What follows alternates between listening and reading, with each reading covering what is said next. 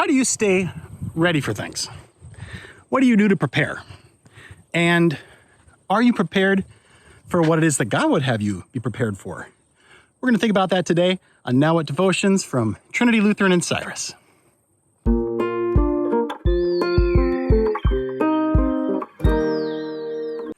So I'm out here training. I like to do short course triathlons, 10-man triathlons. And I'm a great swimmer. I swam in high school, so I'm fast and I don't have to practice at all. And I did a lot of biking when I was younger too, so I'm a pretty fast biker and I like to work on bikes.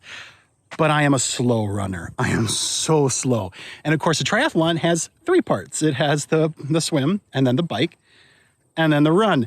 And I just finished a race the other day, and I got like in 38th place in the swim, and I got 53rd place in the bike. And I was doing pretty good out of 130, but I got 101st in the run. I was so slow. And so I'm thinking about that today. Jesus is telling us to be ready for when God shows up. And it could be at any time. And God's going to kind of sneak in like a thief and make things right. And I wonder, how do you train to be ready for that? I know I have to train. When I look at great athletes, yeah, some of it's talent, but a lot of it's just flat out hard work, getting your body to do the stuff. And I'm getting older, so it takes a lot more training than it used to. So we're going to think about that today. How do you train to get ready? So we're in the book of Luke, we're in chapter 12, and Jesus says, be ready. Be like, pay attention. Don't store up all what you think is valuable in this life, because honestly, you're going to lose all of it. It's all going to fade away, which is a perspective that I think the Son of God can keep pretty easily maybe, but that's real hard for us humans, isn't it? We want to have what we think is security. We want to be prepared for the future. And there's nothing wrong with being prepared. But the question is what do you think is valuable? Where are you putting all that value? And Jesus says, store it up in heaven. Be ready for God. Helping another person. That's always a good thing. You can't control what people do with your help, but you can offer your help. And you can open up your purse, you can open up your wallet, you can give it away. And you know, you're not always, you want to be thoughtful and shrewd about how you do that. But it's important to remember that when Jesus says, give it up, give it all to the poor, what he's talking about is at a time when anybody who had anything was very, very wealthy and everybody else had nothing. We're in a different time now. And it doesn't mean we shouldn't give it away. And by the way, you could absolutely give it away all the way to the poor. We call that taking up a life of service, right? You could be a monk or a nun, or you could go into the Peace Corps. There's lots of ways to go serve, and you can do that.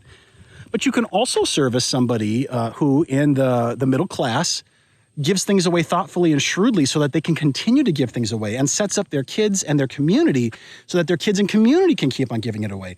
Remember, there was no such thing as a social security or a welfare state in Jesus' time. We have that now largely thanks to the work of good Christians, people like Dietrich Bonhoeffer, people like Christian economists all throughout our nations who are working hard to make a market that's good for everybody, and that provides for children and provides for the poor and the weak.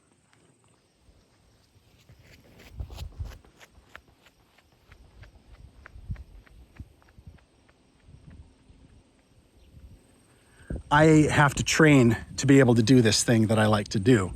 Maybe you have to be able to train too. And I know as a Christian, I have to train.